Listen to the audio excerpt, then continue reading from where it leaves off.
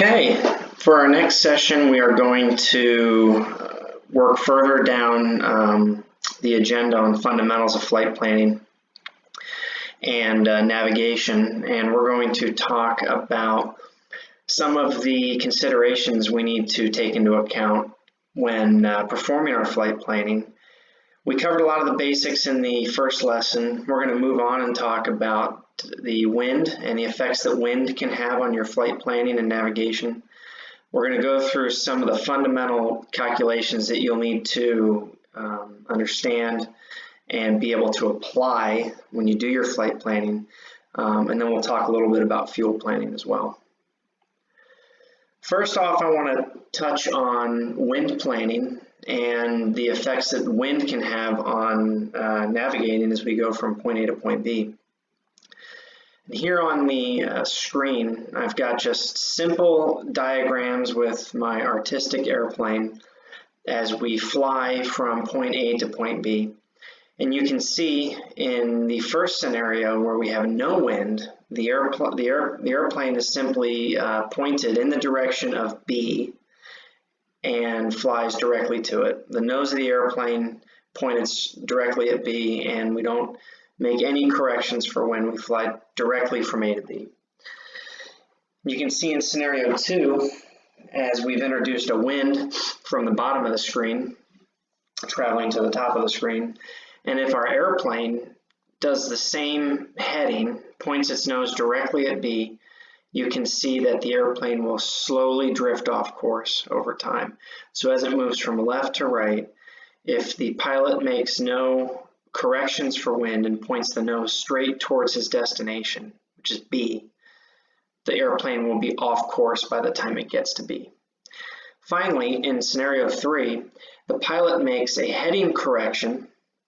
In this case, the heading correction is towards the wind, towards the bottom of the screen. You can see the miniature airplane corrected to the right there.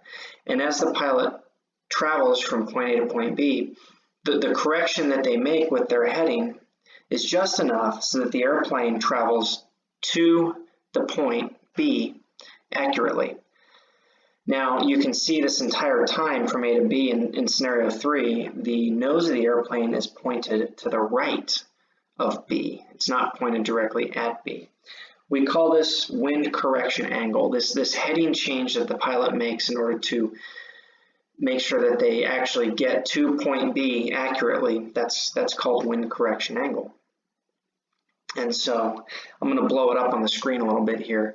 You can see the nose of the airplane is not pointed at B. However, because of the wind, the effects of the wind, the airplane is actually going to travel to B because of that correction angle the pilot has made. And this brings up an important point and a couple of important definitions. Heading and course. Heading is always, always, always the direction that the nose is pointed. That is the direction that your compass thinks the airplane is pointed. So if you're ever asked, hey, what is your heading? It's going to be the direction that the airplane's nose is pointed. Course is different from heading. Course is an imaginary line drawn from where you are or your origin to your destination. Essentially, your course is where you are going. And you can see from this illustration at the bottom of the screen that your course may be different, and oftentimes is different, than your heading. Your heading will be the same as your course if you have zero wind. But zero wind is most always a very, very rare case, and so your course is going to be much different than your heading. During your flight planning, you'll be expected to solve for that wind correction angle, just as we had talked about earlier, using your E6B flight computer. On the back side of the E6B is a wind calculator that will walk you step by step how to solve for this wind correction angle. We'll be able to we'll be able to solve for this angle here. It's going to be a plus or a minus away from your course. So either the nose of the airplane is going to be pointed in this direction from your course line or in this direction from your course line, depending on where the wind is coming from. And so by knowing what our course is, our wind speed and direction, and our aircraft's true airspeed as it travels through the air, we can solve for this wind correction angle. And the steps are laid out very, very easily on the back of your E6B calculator. You just have to know where to get these values. And so our course line is the line as it's drawn on our sectional map. We've talked about that earlier in the last lesson. Your wind speed and direction can be obtained from a weather report, a wind forecast report.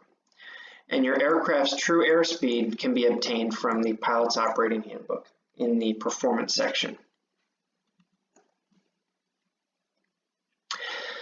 Speaking of speed, let's talk about a couple definitions. This is a really good time to touch on the various definitions of airspeed. And there are 4 primary definitions that you're going to want to become extremely familiar with throughout your flight training and after you have your certificate. The first is indicated airspeed. Indicated airspeed is very simply the airspeed as it is reported on your airspeed indicator. If the pointer of the airspeed indicator is pointed at 60 knots, then your indicated airspeed is 60 knots.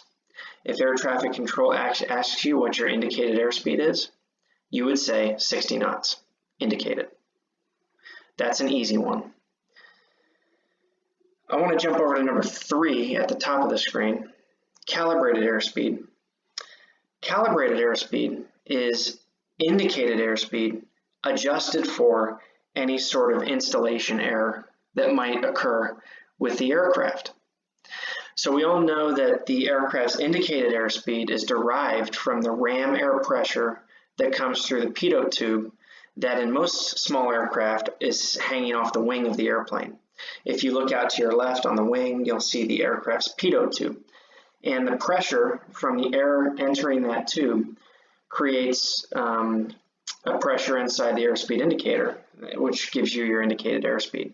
And what the aircraft manufacturer publishes is a calibrated airspeed table, which I've taken a snippet of there in the screen, basically saying that because of the installation of that pitot tube, the various pressure lines, the airspeed indicator itself, that if the indicated airspeed is showing, for example, 40 knots in that snippet, because of all the installation error from the pitot tube through the pressure lines and such, your airspeed is actually 49 knots. And they test that in flight test. And so they know that as a tested value, if you're seeing 40 on your airspeed indicator, then it's actually 49. You can expect the behavior of your aircraft to be 49 knots. Now this snippet was taken out of, I believe, a Cessna 182 flight manual. Usually the values aren't that significant. You'll have to reference your aircraft's POH to see what it is for your training aircraft. I'm going to jump to the bottom of the screen. True airspeed, number 2. So true airspeed is very simply the actual speed that your aircraft is traveling in a given volume of air. Now, the first thing that you think of is, okay, well, wait a minute. If the aircraft is traveling through the air and my airspeed indicator is picking up the pressure, the ram pressure of that air through the pitot tube, even though it's adjusted for installation error through the calibrated airspeed, wouldn't my true airspeed just be the same as my indicated airspeed? Well, no. And the reason is, as you, for example, increase in altitude, as you go higher and higher in the Earth's atmosphere, that ram air pressure entering your pitot tube is going to get less and less and less. Why? Because the atmosphere changes as we go up in altitude. And so, as a simple example, as we go up in altitude, we know that our air pressure decreases. And the less and less air pressure we have, the higher we go, the less air pressure actually interacts with the pitot tube. And so it looks as if, on our airspeed indicator, we're traveling slower, even though we've maintained airspeed. And so in this example picture that I have down there with the red arrows, you can see this specific airplane is probably traveling at altitude, somewhere at a cruising altitude, say 4,000 or 5,000 feet. And you can see that the indicated airspeed of 92 knots is less than the true airspeed of 102 knots. This is because the atmosphere, where the aircraft is traveling currently up at altitude, the air is thinner.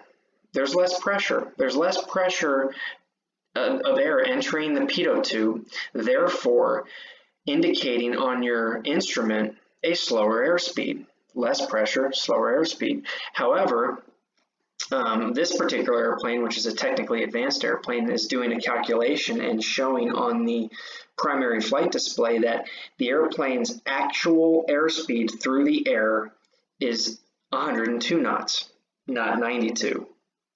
It's done a calculation using air density and air pressure at the given altitude to show the pilot what their actual airspeed in the air is right then. So true airspeed is your indicated airspeed corrected for the atmosphere, essentially, corrected for altitude, temperature, pressure, things that affect the characteristics of the air entering the pitot tube. True airspeeds can be found via flight test in the pilot's operating handbook. If you go to the performance section, you'll see a cruising table or a cruising airspeed table, and you'll find various true airspeeds given temperature, power, altitude, and all things that could affect your true airspeed at altitude. Finally, let's go over to number 4, ground speed. This is going to be a very important number because this is how we're going to do our flight planning. Anytime that we are referencing nautical miles or statute miles over the ground on our sectional charts, and we want to do calculations for time, distance, fuel consumption, things of that nature, we are going to be using ground speed. And I've got a separate slide on ground speed because it is so important on the next chart.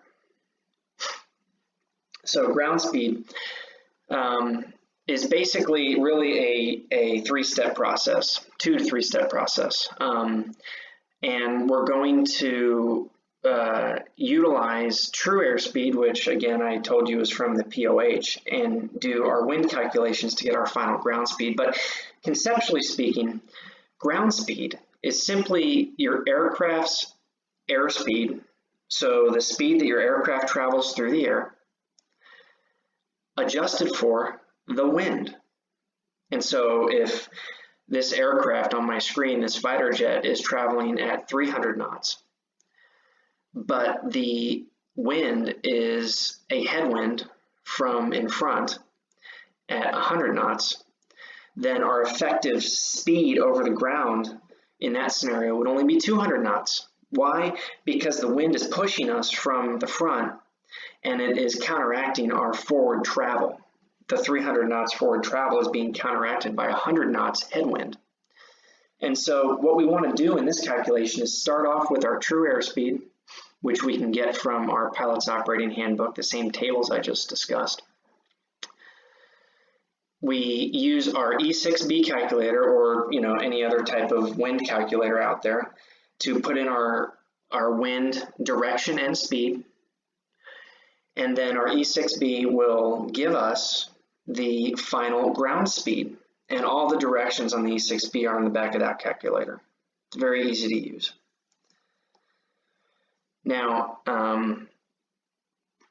you never want to use indicated airspeed. I put a little side note down there. You don't want to use indicated airspeed necessarily to do your ground speed calculations, because the translation from how fast your airplane is traveling through the air to how fast it's traveling over the ground is a direct function of your aircraft's true airspeed, the speed at which it travels through a volume of air given its atmospheric characteristics.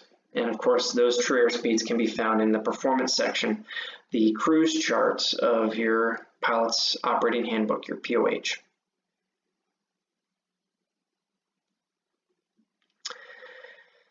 Finally, let's talk about a few other items that we will dive into even more details in when we go through an example of a flight plan. These are our basic flight planning calculations: time, fuel, and distance. We've gone through now airspeed definitions. We've talked a little bit about how we use wind calculations to make adjustments to our headings and things of that nature. I want to walk through just a couple examples of things that you're going to be expected to know when you plan flights. Over on the left-hand side of the screen is known information. These are things that we know through our flight planning process.